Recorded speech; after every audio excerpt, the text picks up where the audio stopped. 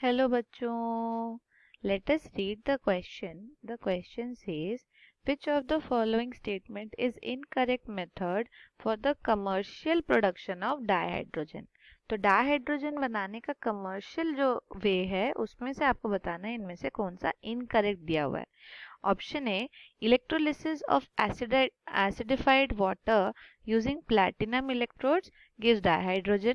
Option B, high purity dihydrogen, that is up to 99.95%, is obtained by electrolysis of warm aqueous barium hydroxide solution between nickel electrodes.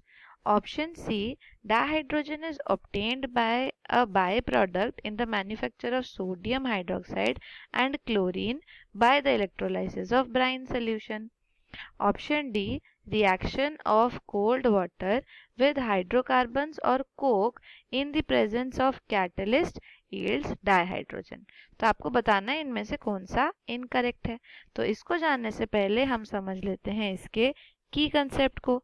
तो की concept में आपको जानना जरूरी है what is commercial production. तो commercial production हम किसे बोलते हैं? कमर्शियल प्रोडक्शन यानी अगर आप इसको इंडस्ट्रीज में बना रहे हैं, इंडस्ट्री लेवल पे यूज कर रहे हैं, तब आप इसको कमर्शियल प्रोडक्शन में बोलते हैं. और कमर्शियल प्रोडक्शन में बहुत इंपॉर्टेंट है हमें इसका हाई यील्ड ऑब्टेन करना, क्योंकि आप इतने कॉस्टली इक्विपमेंट्स यूज कर रहे हैं, पूरा फैक्ट्री बना रहे हैं, तो अगर आपके प्रोडक्ट का हाई यील्ड यानी ज़्यादा अमाउंट ना आए तब इसका कमर्शियल प्रोडक्शन फेल है. इसीलिए आपको कमर्शियल प्रोडक्शन में हाई यील्ड बनाना ज़रूरी है. कई जगह पे हमें हाई प्योरिटी मेंटेन करना भी ज़रूरी है. High purity. ओके, ये तो था एक कंसेप्ट. सेकंड कंसेप्ट जो आपको पता होना चाहिए वो है आपका इलेक्ट्रोलिसिस. इलेक्ट्रोलिसिस. तो इलेक्ट्रोलिसिस क्या होता है? It is the use of electricity to break down compounds. तो कोई भी कंपाउंड को अगर आप इलेक्ट्रिसिटी से ब्रेक डाउन कर रहे हो तो आप उसको इलेक्ट्रोलिसिस बोलते हो. और जनरली यहाँ पे जो कंपाउंड हम ब्रेक डाउन करते हैं मोस्ट कॉमनली वो है आपका वाटर. तो यूज क्या करना है आपको? इसमें एक इलेक्ट्रिक आर्क यानी एक कैथोड और एक एनोड यूज करना है, और उसके हेल्प से आप क्या करेंगे, H2O के जो कंपोनेंट्स है H2 gas and O2 gas, उसको डिवाइड कर देंगे with the help of electricity. तो अब हम देखते हैं कि हमने यहाँ पे क्या क्या मेथड्स लिए और which of them is correct. तो फर्स्ट है आपका एसिडिफाइड वाटर का इलेक्ट्रोलिसिस. तो हमें हमेशा याद रखना है जब हम वाटर का इलेक्ट्रोलिसिस करवा रहे हैं to into its individual components H2 and O2, तो ये कभी भी इतना डायरेक्टली नहीं हो सकता. यहाँ पे हमेशा एक एजेंट आपको देना पड़ेगा. या तो वो एजेंट होगा एक एसिड या फिर वो होगा एक बेस. जब एसिड यूज करते हैं तो ये H प्लस फ्लरिश करता है आपके वाटर में. इसकी वजह से क्या होता है, आपके जो एनायनिक और कैटायनिक फॉर्म्स होते हैं वो मूव करना शुरू करते हैं. और जो बेस होता है ये OH माइनस फ्लरिश करते हैं आपके वाटर में, जिसकी वजह से आपका एनायन और कैटायन एनोड और कैथोड की तरफ मूव करना शुरू करते हैं. तो इसीलिए आपको एक एसिड देना जरूरी है या फिर एक बेस देना जरूरी है. अब एसिडिक फॉर्म अगर यूज कर रहे हैं तो हम प्लैटिनम इलेक्ट्रोड्स यूज करेंगे, जैसे आपके फर्स्ट स्टेटमेंट में दिया है. फर्स्ट स्टेटमेंट में दिया है आपने क्या किया, एसिडिफाइड वाटर यानी आपने एक small amount of H plus लिया है और फिर आपने इसको प्लैटिनम इलेक्ट्रोड्स में पास करवाया. तो जैसे ही आप इसको प्लैटिनम इलेक्ट्रोड्स में पास करते हो तो H2O क्या करता है, ब्रेक कर जाता है H2 में और O2 में. ऑलराइट, तो this method is also true. अगर आप इसमें ध्यान देंगे तो जनरली हम जो कैथोड यूज करते हैं वो आयरन यूज करते हैं, और जो एनोड यूज करते हैं वो निकल या फिर प्लैटिनम यूज करते हैं. और platinum is much more better and costlier electrode. Secondly आपने यूज किया है यहाँ पर हाई प्योरिटी डाइहाइड्रोजन के लिए वार्म एक्वस बैरियम हाइड्रोक्साइड. तो वार्म एक्वस बैरियम हाइड्रोक्साइड क्या है, BaOH होल ट्वाइस. ये है आपका बैरियम हाइड्रोक्साइड और ये क्या है, इट इज अ बेस. तो अभी हमने देखा तो या तो एसिड यूज करेंगे या तो बेस यूज करेंगे.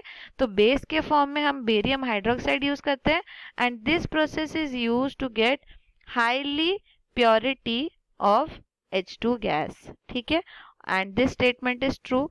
तो होता क्या है, जब हम बेरियम हाइड्रोक्साइड के सोल्यूशन के साथ आपका H2 गैस को रिलीज करवा रहे हैं with the use of N electrode, ठीक है, तो आपका जो बैरियम हाइड्रोक्साइड होता है ये क्या काम करता है, बैरियम हाइड्रोक्साइड ये जो एक्स्ट्रा इम्प्योरिटी हो सकती है, extra impurity because of CO2 gas, तो आपका अगर आप ओपन एयर में करवा रहे हो तो कुछ अमाउंट ऑफ CO2 उसमें डिसॉल्व हो सकता है, तो बैरियम हाइड्रोक्साइड क्या करेगा, इस चीज को ही रिमूव करेगा।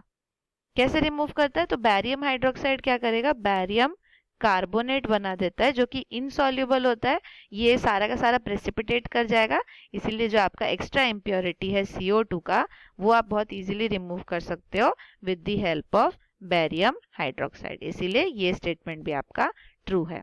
नेक्स्ट आपका स्टेटमेंट है dihydrogen is obtained as a by product in the manufacture of sodium hydroxide.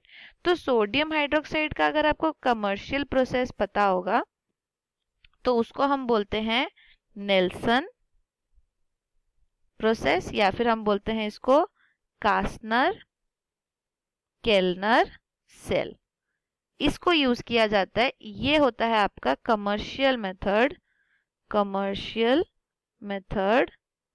Of sodium hydroxide production, NaOH production. तो यहाँ पर क्या किया जाता है, आपने ब्राइन सोल्यूशन लेना होता है। ब्राइन सोल्यूशन किसे कहते हैं, तो ब्राइन होता है आपका सॉल्ट वाटर सोल्यूशन यानी NaCl का एक्वस फॉर्म, और इसके थ्रू आप क्या कराते हैं, आप इसको फिर इलेक्ट्रोलाइसिस करवाते हैं। और हमें पता है सॉल्ट वाटर क्या होता है, it is a very good conducting material. तो सॉल्ट वाटर में जैसे ही आप पास कराते हैं तो ये क्या करेगा, इसकी इलेक्ट्रोलिसिस पे आपको मिलता है सोडियम हाइड्रोक्साइड